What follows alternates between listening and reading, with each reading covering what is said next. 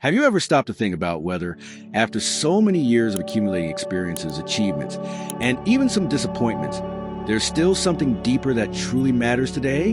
We're going to explore the surprising Book of Ecclesiastes, which for centuries have provoked reflections on the true meaning of life. Stay with us, because every second of this journey can renew the way you see what really matters. Don't keep this reflection to yourself. Subscribe to the channel to keep exploring deep topics like this one, and share with a friend. Let's continue together on this journey of knowledge. In the Book of Ecclesiastes, chapter 1, verses 1 through 3, we find an intriguing opening that points to a time marked by intense transformations in the life of the people of Israel, situated many centuries before the birth of Christ. This composition, traditionally associated with the monarchical period, carries cultural and political traits reflected in concerns of the author. Ancient records suggest that the text may have been written or compiled during a time when the kingdom was facing challenges of expansion, organization, and ethnic issues, although there are no exact details about its dating. Many scholars agree that Ecclesiastes emerged in the midst of a growing urban context, where bustling streets and palace disputes directly shaped the mindset of the person who recorded this message. This setting of constant change sharpened the curiosity of many wise individuals living in walled cities surrounded by busy markets. Trade routes brought foreign influences, from different customs to forms of governance, sparking debates about Israel's religious and cultural heritage. In this environment, reflecting on the meaning of life, the value of work, and the tension between the present and the eternal became almost inevitable. Some admired material prosperity, while simultaneously wondering if all human efforts had any lasting value. Families would gather around campfires to share stories, talk about ancestral conquests, and pass down oral teaching from generation to generation. The profound questioning of success and failure echoed within the walls of humble homes, and also at banquets held in palaces. While some watched caravans filled with treasures crossing the city gates, others meditated on the ultimate fate of any accumulated wealth. It was in this climate, charged with uncertainties and ambitions, that the reflections of Ecclesiastes took shape, addressing everything from political disputes to common dilemmas faced by people of all social classes. In the corners of towns, merchants and travelers discussed the grandeur of the temple in Jerusalem and the traditions that upheld Israel's identity. The longing for definitive answers about the purpose of existence arose in every conversation, as some sought new perspectives that transcended the boundaries of the obvious. The prevailing current of thought at the time involved belief in the power of a sovereign God, but also left room for questioning voices that invited introspection. It's no surprise that in such a contradictory era, Ecclesiastes stood out as a text that didn't shy away from interrogations, cutting straight to the point when speaking of the fleeting nature of all human effort. This historical backdrop offers the first clues as to why its messages remained alive, transcending cultures and generations. Readers from antiquity recognize themselves in the words written there, and even today, centuries later, we still find echoes of our own desires, concerns, and personal quests in the work. In 1 Kings chapter 3, verse 9, we see that King Solomon, who many attribute as a central figure behind Ecclesiastes, pleaded with God for discernment to govern. This biblical mention reinforces the belief that the author of the book might have been someone deeply involved with royalty, or at least influenced by the teachings and reflections of a leader who valued wisdom. Stories about a ruler who combined faith and intellect form the basis for the hypothesis that the book records the questions of someone exposed to the great dilemmas of power. Royalty in ancient Israel often intertwined matters of faith and politics, as the throne symbolized not only civil authority, but also carried the responsibility of maintaining the covenant with God among the people. This role required a kind of practical wisdom capable of dealing with palace intrigues, judicial decisions, and territorial expansion challenges. Whoever held this position inevitably faced choices that tested their morality and understanding of laws and traditions. The culture of the time valued the accumulation of advice from sages, often gathered around the ruler. These advisors could discuss matters such as peace treaties, the organization of religious festivals, and ways to ensure social cohesion amid tribal differences. Intellectual exercise wasn't restricted to large academies, but occurred in rooms decorated with tapestries, where decisions affecting thousands of people were made. It's likely that the writing of Ecclesiastes emerged in one of these settings. However, The writer or compiler of Ecclesiastes didn't limit themselves to recording practical precepts of governance, but went further, exploring the depths of the human heart. There's a tone of self-reflection in this text, as if the author had achieved everything one could desire: possessions, prestige, recognition, but still perceive an emptiness that wasn't filled solely by the glory of the throne or the applause of courtiers. This aspect reveals the complexity of a wisdom that wasn't satisfied with easy answers. Many interpreters view this apparent paradox as a sign of maturity, an attempt to face life without simplistic illusions. The identity of the writer merges with the very essence of Israel, representing someone who sought to understand the human experience in its multiple layers, reflecting the spiritual and social journey of the people. As readers delve into the book, they discover that the worldview emerging from the pages of Ecclesiastes doesn't cling solely to titles or honors, but examines every aspect of existence with a critical and sincere gaze. In Ecclesiastes chapter 2, verses 1 through 3, the emphasis is placed on humanity's search for pleasure and satisfaction, an introduction to broader reflections on finding the real purpose of life. From the moment the author describes their experiences, it becomes evident that this pursuit of meaning isn't confined to an intellectual pastime, but involves confronting existential doubts that span generations. The text proposes a kind of personal journey in which thought is forced to confront the limitations of every earthly achievement. The relentless quest for explanations for existence manifested in questions like, why are we here, and what truly brings lasting fulfillment? Generally, philosophers and observers of the time grapple with daily contradictions. The effort to gain social recognition contrasted with perception that human memory is short, and the brilliance of any fame inevitably fades. In this sense, the work doesn't aim to offer ready-made solutions, but rather encourages contemplation of the condition of finitude that surrounds every being. In a cultural context marked by the appreciation of wisdom, it's unsurprising that the author, in scrutinizing all the resources life offers, from the most luxurious feasts to the lessons derived from the sciences and the arts, begin to reveal that every attempt to feel fulfilled has an expiration date. This recognition that everything, at some point, loses its ability to enchant adds a somewhat melancholic tone to the text, but also awakens a deeper awareness about individual priorities.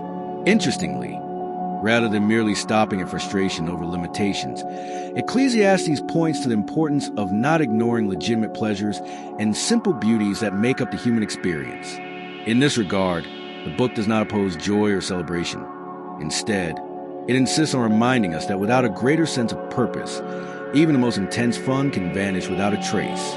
It's as if the author emphasizes the need for a solid foundation, so that laughter and satisfaction don't become meaningless. All of this leads a reader to question what kind of pursuit is truly worth their effort. As the author describes her own discoveries, the narrative provokes a healthy unease in those willing to think beyond daily distractions. The scenario painted is one of someone who fearlessly dives into uncertainty, aware that the genuine meaning of existence may not be found in the most obvious places or in the euphoria of accumulated goods. It's from this point that the analysis of what truly matters begins to take a more consistent shape in Ecclesiastes. In Ecclesiastes chapter 1, verse 14, we find a phrase that announces the concept of vanity, translated in some texts as futility or emptiness. This word resonates throughout the entire book, highlighting perception that many human efforts, no matter how grand they may seem, can ultimately prove fleeting. From imposing constructions to acts of generosity, everything is analyzed through the lens of a life that passes quickly, leaving the author intrigued by transience. The term vanity suggests the image of something that dissipates like a whisper, like watching vapor or fog that exists briefly before disappearing. The sensation conveyed is that even great works fail to endure fully in historical memory, unable to completely satisfy humanity's longing for lasting relevance.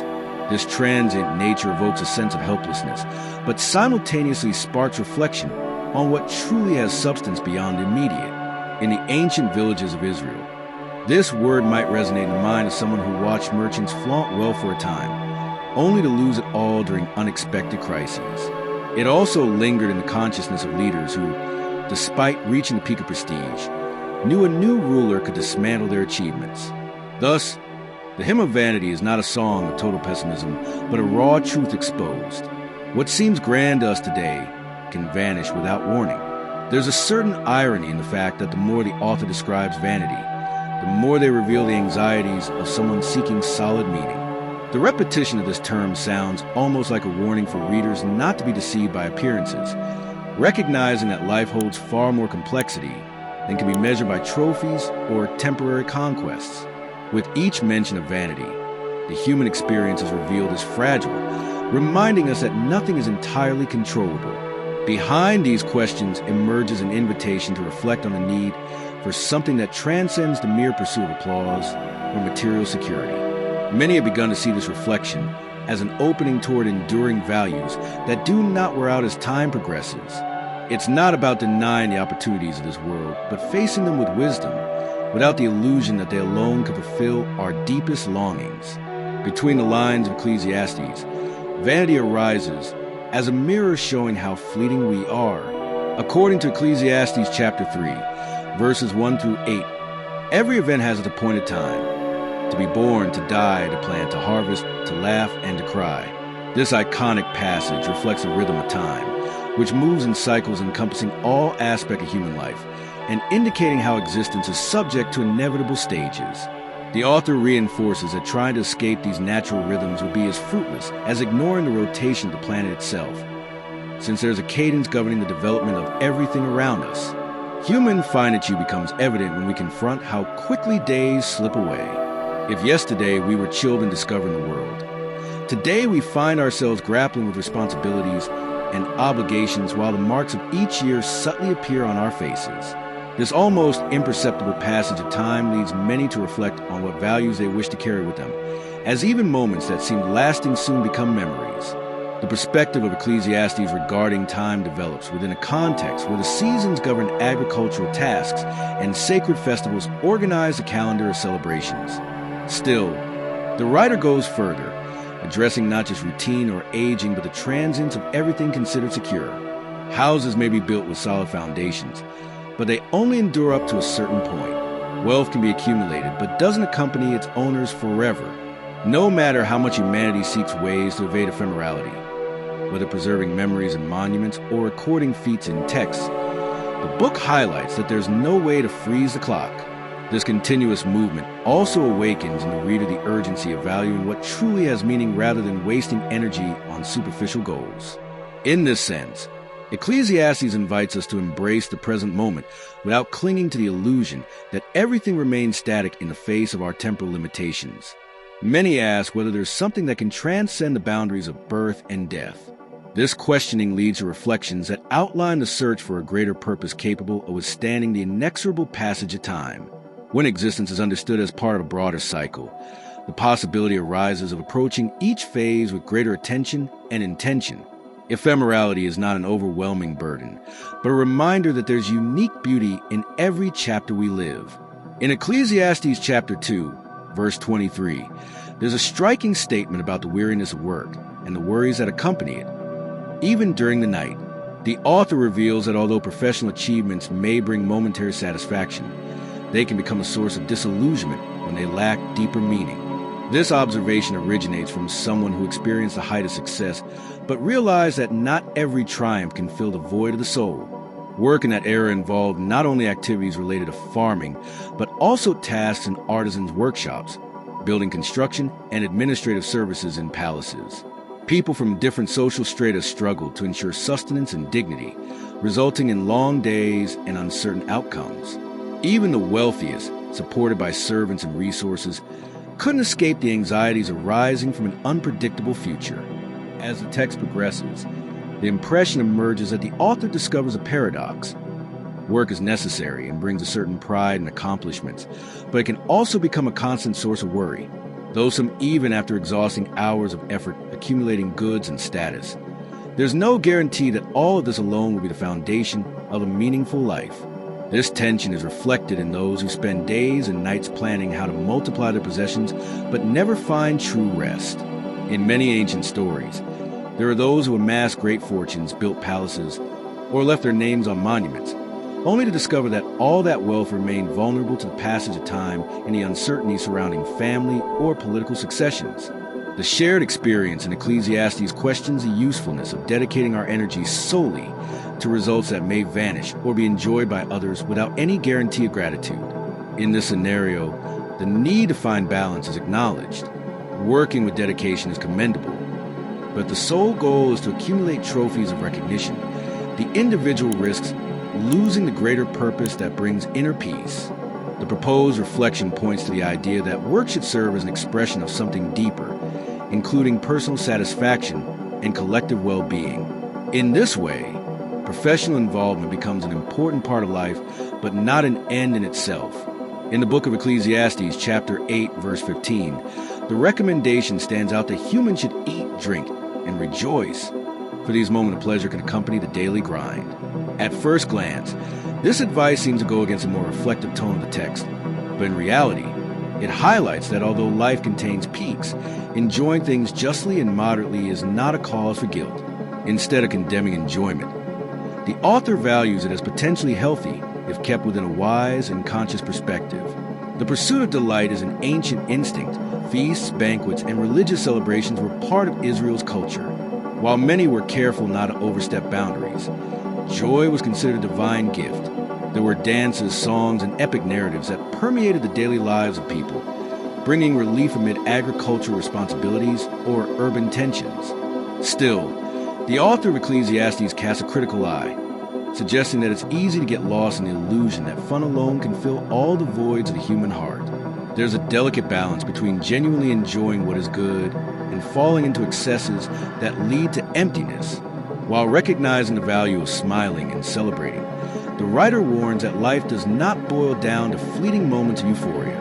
In this sense, pleasure only makes sense when anchored in priorities that transcend mere entertainment, because without that, the excitement dissipates quickly, leaving a trail of dissatisfaction. In various passages, it becomes evident that the goal is neither to preach rigid asceticism nor to defend unrestrained hedonism, but rather to invite each person to see enjoyment as part of a balanced whole. When we know how to value what is legitimate, we recognize that existence also involves work, relationships, moment of silence, and the search for transcendence. It is this combination that gives depth to life, allowing joy to be nurtured in a healthy and lasting way. For many readers, these considerations generate a more measured attitude toward leisure options. Every moment of fun comes to be approached as an opportunity for gratitude rather than a pure escape from responsibilities. There is room for laughter and celebration, but with the awareness that the spirit needs more than distractions. Between banquets and reflections, the notion arises that true wisdom does not exclude pleasure, but integrates it, so that life finds complete meaning. In Ecclesiastes chapter 5, verses 10 to 12, we read an analysis of the danger of clinging to material goods and how that desire can generate restlessness.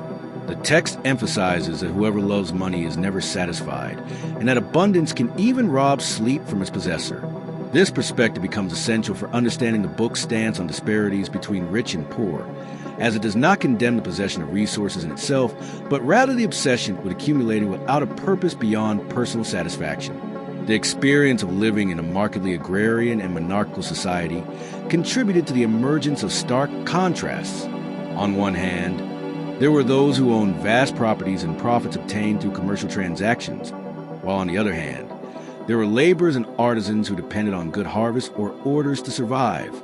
In this landscape, some groups felt excluded from the privileges of the palace, while others enjoyed luxuries that seemed unattainable to most.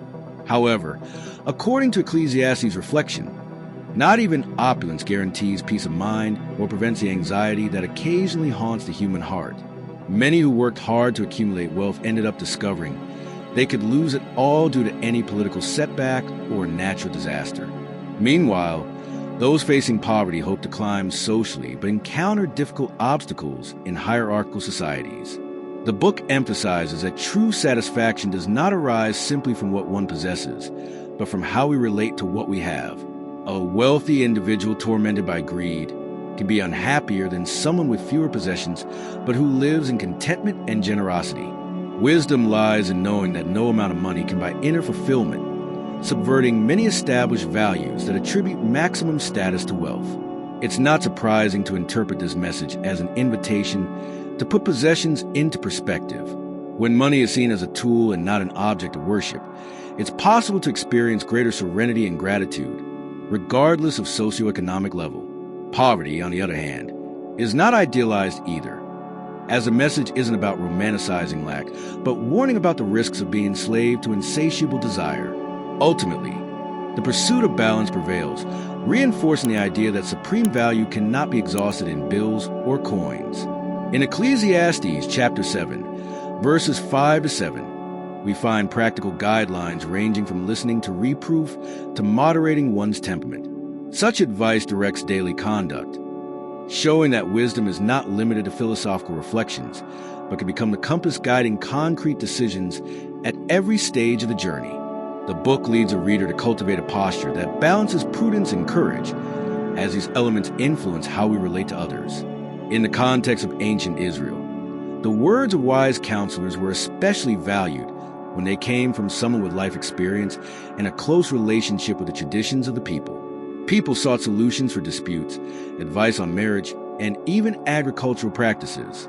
Ecclesiastes joins this chorus of instructions, emphasizing that genuine wisdom is revealed in the everyday, within choices that may seem small, but ultimately define the course of existence. Patience is a virtue frequently encouraged, as the book suggests that outbursts of anger or hasty reactions are signs of foolishness. Knowing how to wait for the right moment to act, speak, or even intervene in conflicts saves a series of regrets. Even though the local culture had a different pace back then, the principle remains: haste leads us to mistakes. While thoughtful consideration creates space for more conscious decisions, another aspect addressed is the value of learning from criticism and reproof. Often, the harsh words of someone who cares about us are more valuable than superficial praise. Thus, Ecclesiastes recognizes that there is real benefit in accepting sincere observations, even if they hurt at first. At this point, the book reveals its relational wisdom, showing that fulfilling life does not arise from empty flattery, but from constructive advice and personal growth in the face of failures. Prudence is also reflected in avoiding excessive worry about things we cannot control. This does not mean adopting passivity in the face of challenges, but understanding that there are limits to what each person can plan and execute. When we acknowledge our limitations and commit to using wisdom in practical ways, we begin to see daily life as a space for constant learning, where each step can be taken with caution and hope. In Ecclesiastes chapter 2, verses 13 to 14, there's a direct comparison between the wise person and the fool, describing how the one who clings to wisdom sees further than the one who remains in the darkness of deception. This contrast shows the author's appreciation for a posture that seeks knowledge and discernment, as opposed to impulsive behavior that does not weigh the consequences of actions. However, the text does not romanticize wisdom, reminding us that even the most prudent person is subject to the limits imposed by mortality. Genuine wisdom in the context of Ecclesiastes is not merely intellectual. It involves the ability to understand the depth of life and to act responsibly toward oneself and others. In a world where information can spread in various ways, the true wise person is not the one who merely accumulates data, but the one who understands human dilemmas and seeks to address them constructively. Foolishness manifests in hasty decisions, the refusal to learn from one's mistakes, and the absence of self-criticism. The foolish person lives as if their actions have no repercussions, seeking immediate results without thinking about the future. In many passages, Ecclesiastes exposes the futility of this behavior, as the fool becomes trapped in spirals of repeating negative patterns that bring constant frustration. The author emphasizes that although wisdom does not eliminate all suffering, it provides tools to help face challenges. A mind prepared for discernment sees opportunities amid difficulties, asks questions about the path to take, and recognizes when it is necessary to change direction. Though we cannot control time or events, wisdom brings clarity about what is within our reach, reducing the likelihood of living in a whirlwind of deceptions. For those reading Ecclesiastes today, this contrast invites reflection on our own way of thinking and acting in a world full of easy distractions and quick answers. We do not always stop to analyze how much we may be yielding to impulsive and thoughtless reactions. This tension between the wise and the foolish challenges us to see the importance of cultivating a more reflective posture, capable of shedding light on decisions that shape not only the present, but also the future we build. In the Book of Ecclesiastes chapter 5, verses 1 to 2, a recommendation for caution when approaching God warns against the careless use of words in prayer. This passage highlights how the divine presence permeates the text, even though many verses are marked by questions about human transits. Reverence is closely linked to the perception that the Creator is not just an abstraction, but the source that gives meaning to different experiences and to the concerns that afflict the heart.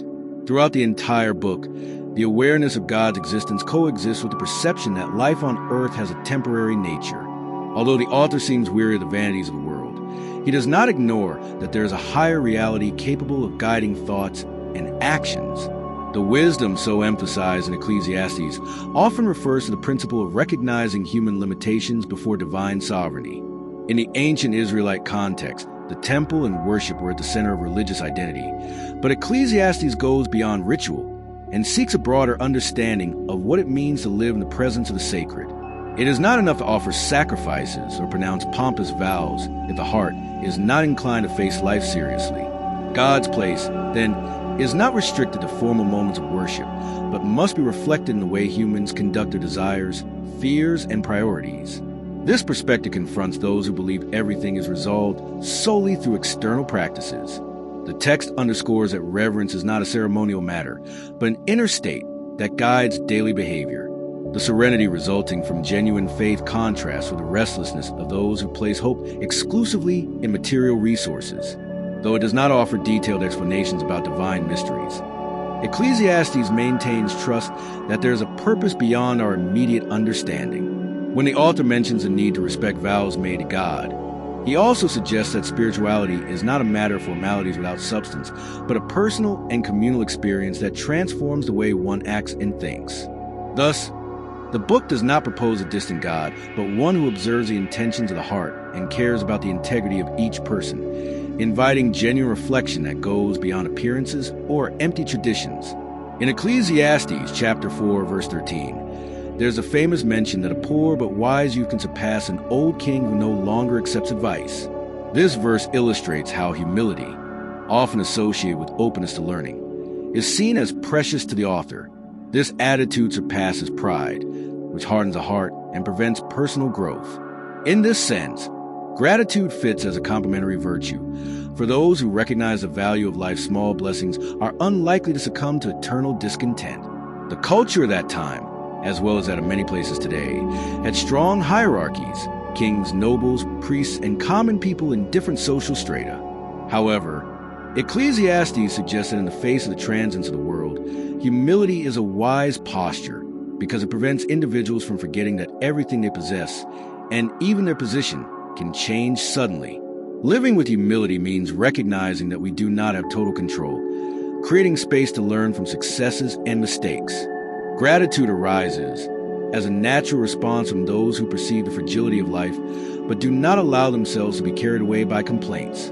Instead of emphasizing what is lacking, the author invites us to value what we have, whether in the form of opportunities, relationships, or any resource that makes daily life possible. This gratitude does not mean ignoring problems, but chooses to contemplate the gifts that permeate each phase of existence. The practice of these virtues, humility and gratitude, is especially significant when we remember that according to Ecclesiastes, every achievement can be fleeting. Today's effort may not guarantee tomorrow's success, but those who cultivate a humble posture have a greater capacity to adapt, start over, and even transform losses into lessons. Gratitude, for its part, protection against the despair that often arises when our expectations are not met as planned, lies in a deeper perspective. These two virtues, humility and gratitude, go hand in hand. Humility acknowledges one's own limitations, while gratitude honors what has already been received. This combination elevates the spirit to a state of tranquility, as it wards off both presumption and bitter resignation. From the perspective of Ecclesiastes, those who learn to walk this path find a balance that helps them face time, frustrations, and joys as parts of a larger tapestry, where each day can teach something new. In Ecclesiastes chapter 2, verses 4 to 6, the author lists remarkable works he accomplished, such as constructions and cultivation, demonstrating the grandeur of his efforts. Nevertheless, he concludes that these achievements did not bring lasting meaning. The transience of human accomplishments becomes evident when every feat, no matter how great, eventually ceases to produce the same initial satisfaction. This realization sheds light on the central reflection of the book, which points to the ephemeral nature of everything humans believe they possess. Ancient society was not so different from today's in its desire to erect monuments and secure a legacy for future generations. Kings and nobles sought to immortalize their names through grand projects, while artisans created pieces representing the pinnacle of their skills. However, Ecclesiastes warns that time treats everyone equally, erasing even the traces of the most solid constructions. This awareness that everything will sooner or later dissolve is both challenging and liberating. In many cases, pride regarding achievements ends up turning into frustration when they fail to bring the desired fulfillment. It is common for someone, after reaching a certain goal, to face a sense of emptiness, as if something were missing. Ecclesiastes precisely describes this experience, showing that behind the pursuit of success lies the anguish that everything might collapse or lose its meaning. Although the author presents a tone of discouragement, he does not suggest that achievements themselves are useless, but rather that they should not be the fundamental foundation of life. The text invites us to appreciate what we achieve without falling into the illusion that it is sufficient to satisfy the human heart. One can reap the fruits of one's labor and celebrate personal victories. But it is important to realize that there is a deeper dimension that cannot be filled by titles or lavish buildings. These reflections lead us to consider that the best way to deal with transience is to face each conquest as part of a growth process. By understanding that nothing is permanent, a person begins to value the present without desperately clinging to what they have built. Instead of seeing change as an enemy, one learns to coexist with it, creating space to renew goals and seek values that withstand the test of time. In Ecclesiastes chapter 3, verses 12 to 13, the author highlights that it is a gift from God that people can eat, drink, and enjoy the fruit of their labor. This statement suggests that earthly joy is not only permitted but seen as legitimate, as long as it does not divert attention from the Creator. From the perspective of the book, reverence does not negate pleasure, but places each experience in its proper context, reminding us that the source of all good is divine.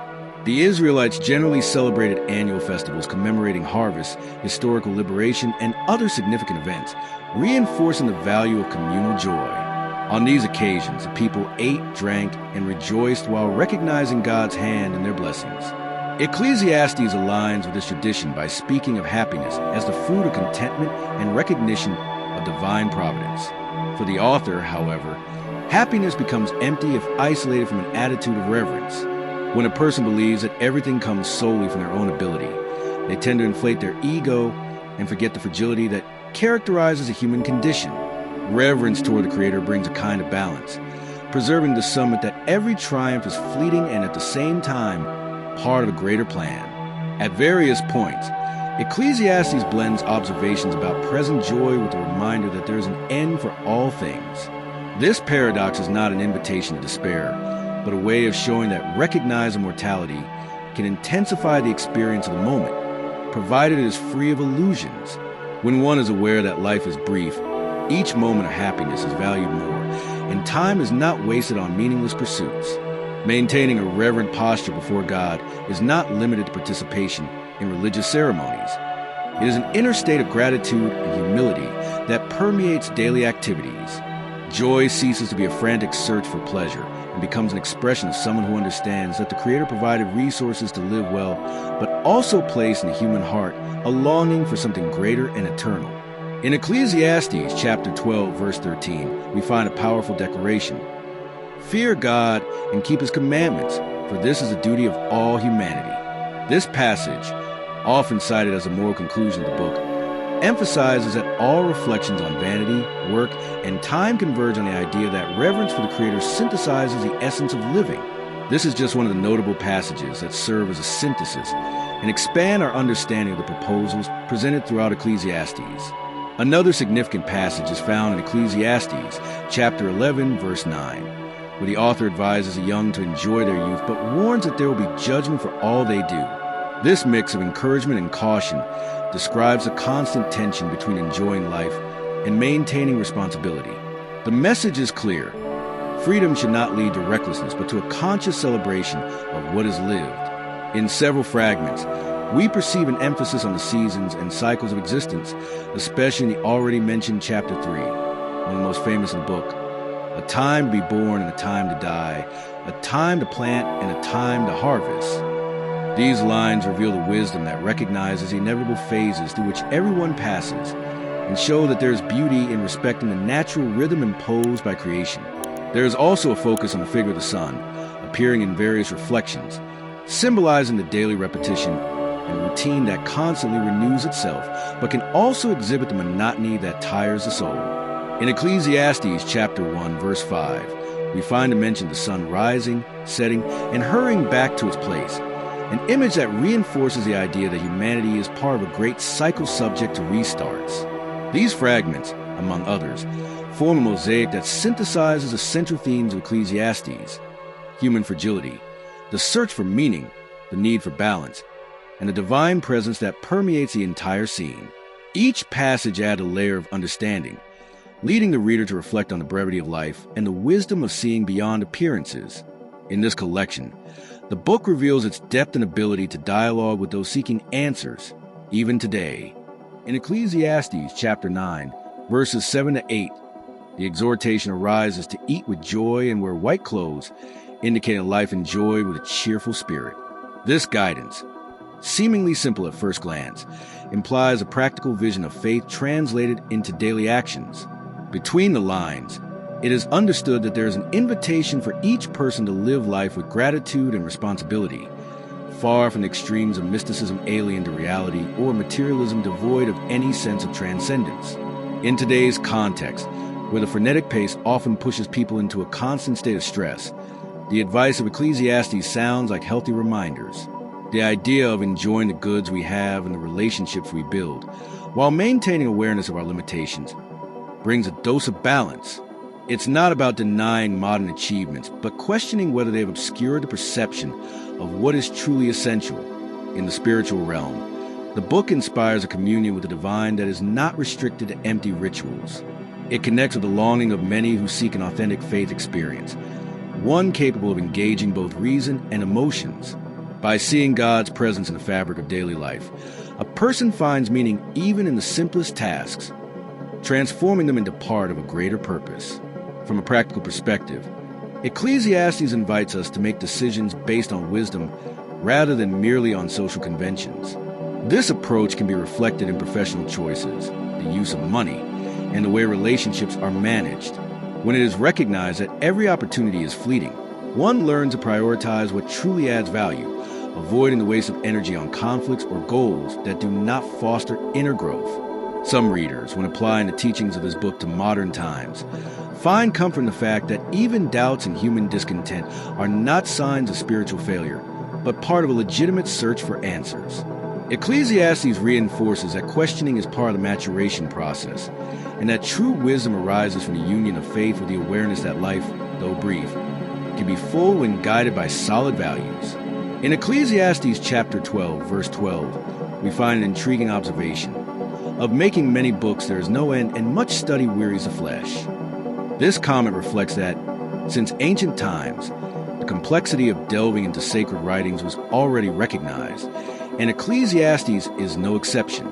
Throughout the centuries, Jewish and Christian interpreters have immersed themselves in the text, resulting in diverse readings, some emphasizing philosophical reflection, while others highlight a more devotional understanding.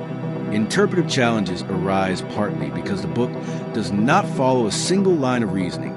In certain passages, the tone seems pessimistic, while in others, there are exhortations to joy and reverence toward God. This apparent contradiction has led to questions about authorship, the date of composition, and the literary unity of Ecclesiastes. Some theologians have seen it as a patchwork of thoughts, while others interpret it as an intentionally paradoxical yet organized discourse, reflecting the complexity of life. Over the centuries, existentialist philosophers have found echoes of the concerns about the lack of meaning in Ecclesiastes, viewing the author as a precursor to a way of facing life without illusions. On the other hand, religious thinkers have seen it as an invitation to humility and trust in the divine, interpreting the complaints as gateways to a more mature faith. Thus, each era and school of thought has projected its questions and answers onto the text. The poetic and meditative form of Ecclesiastes has also contributed to symbolic readings, where vanity is not restricted to material goods, but encompasses every human attempt to perpetuate oneself without God. This view finds support in mystical traditions, which treat the book as a kind of manual for detachment from the world. Another line of argument suggests that the author seeks earthly wisdom, concerned with finding viable solutions to everyday dilemmas. Such diversity of interpretations reinforces the enduring value of Ecclesiastes, as it speaks to skeptics and devotees alike, to lovers of philosophy and followers of practical spirituality. This plural character, rather than impoverishing the message, highlights its richness. Each reader can extract valuable insights that help address questions as old as humanity, without there being a definitive consensus on every detail. In Ecclesiastes chapter 12, verses 13 to 14, the author states that God will bring judgment on everything done, including what is hidden, to show that there's an ultimate truth to which every human being must answer. This consideration summarizes the reflective journey proposed by the book. It's not just about recognizing futility of things, but about finding what truly matters amidst the brevity of life. Based on this, the wisdom of Ecclesiastes still speaks loudly, inviting us not to waste existence on empty pursuits. When we understand that achievements are temporary, we begin to measure the value of things not only by the shine they emit in the present, but by the importance they may hold in light of lasting values. In this sense, the author seems to suggest that true priorities involve an attitude of reverence toward the Creator, the cultivation of healthy relationships, and the constant exercise of mature awareness. The message persists because the fundamental questions of humanity continue to resonate in the hearts of each generation.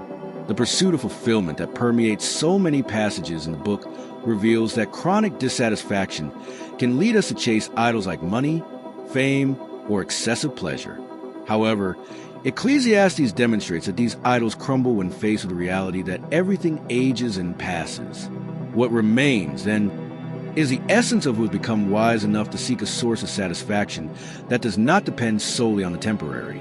Many readers find in Ecclesiastes not only the unease, but also the relief of seeing their own dilemmas expressed and realizing they are not alone in their inquiries. The frankness with which the author addresses life's uncertainties shows that there is space for doubt and perplexity even within a sacred text. By embracing the honesty of these questions, each person can redirect their life toward a purpose that considers the transcendent without neglecting the everyday. The message of Ecclesiastes, therefore, continues to awaken profound reflections. What is the point of gaining everything and remaining empty? What defines a life that leaves real marks on us and others? In answering these questions, the reader confronts their own way of existing, realizing that value lies in looking beyond appearances and finding a guiding thread that directs each step. And it is in this journey that one discovers what truly endures, even when all masks and illusions fall. If this content inspired you, share your perspective in the comments, invite a friend to watch, and subscribe to this channel so we can continue together in new reflections on the scriptures.